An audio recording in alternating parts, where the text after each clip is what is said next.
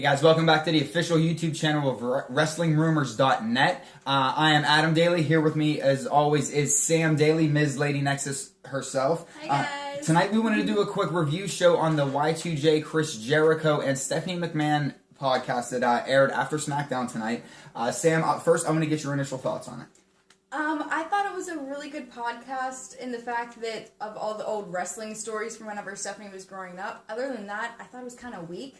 I was expecting more scandal, hard questions like Stone Cold would do, and it was just another weak podcast. I think the one problem right now is that it's missing that bite, so to speak, and that the rattlesnake put in there, if I could use a pun there. But it's Jericho was lobbing softballs the entire time. The first half an hour, the old stories were great, but it was just fluff work. The first half hour was merely fluff work.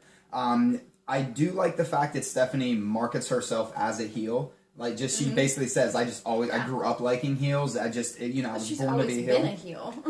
Now, and let me ask you this. They really stayed away from anything controversial, except for AJ Lee. Except for AJ. Now, which it really wasn't even that controversial. It's not that controversial, but here we have to go back to this is, let sleeping dogs lie. Everybody wants to point fingers at Punk because he puts a tweet out about a Jericho match and said, no, this one was real because we don't really like each other. And whether it was a troll job or not a troll job, he's getting flack all over the place. Why isn't it on the opposite end now? Because they didn't have to bring up the AJ thing at all when they were talking about Give Divas a Chance. They could have just talked about the movement and how it is going to change.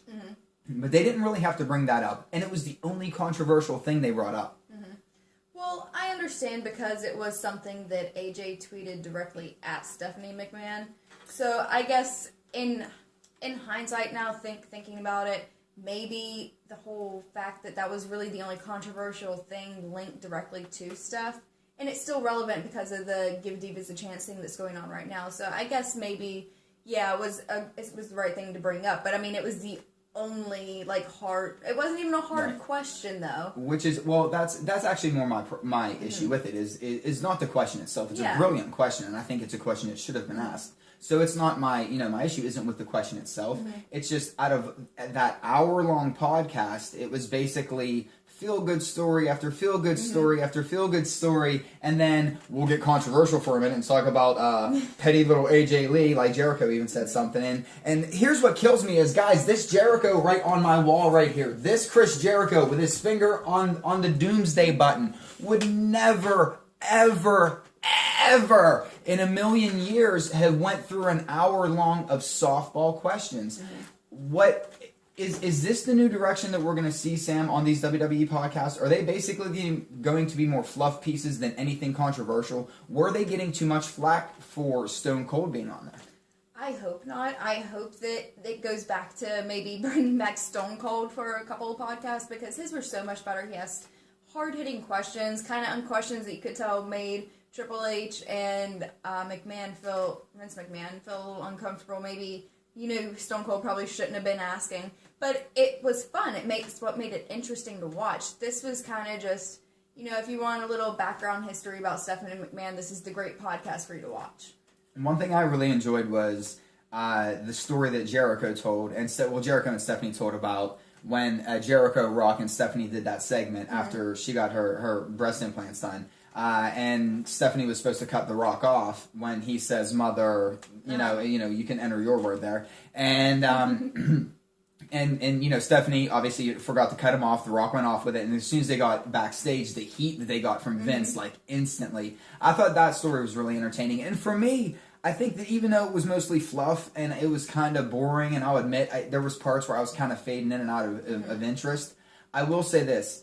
Stephanie McMahon, you could tell it has a great sense of humor. You could tell that she is a very genuine person. I think that you could tell that she doesn't really take herself too serious, along with other things. And I think and she ain't hard on the eyes. I mean, I completely disagree with you. I thought the entire thing was interesting. It kept my interest the entire time. Okay. I loved the stories, especially the old stories. It just, like I said, it wasn't what I was expecting. That's why I was like, it was kind of a dull podcast because it wasn't what I was expecting. But I mean, the stories and everything were great stories, great personal stories. she went into a little bit more depth about the story about her and Triple H whenever they first got together and started dating. You know, I thought that was pretty cool. I mean, everyone already knew that story, but she went into a little bit more depth. And my favorite story was about her and Andre the Giant, whenever she was talking about how whenever she first met Andre the Giant, and her nanny locked the doors and the windows in the house and just left her outside in the yard with this giant just walking towards her in the grass, and just picked her up in his hand. In his hand. How remarkable is that? We know that you have this love for Andre the Giant. I do love Andre. So of course that was going to be your giant. favorite part. But don't you think that now put Stephanie McMahon on there with Stone Cold? Mm-hmm. What kind of, because especially when she was talking, it could have gone a completely opposite direction. Well, hold on one second. Especially when they were talking about Give Divas a Chance, a question I would have asked, when they said, listen, because I love that Jericho brought up, look at what you have at NXT, and Steph also was talking about the talent in NXT. Mm-hmm. The question that was missing, in my opinion, was, well, when are we going to see this? Mm-hmm. When is this going to happen?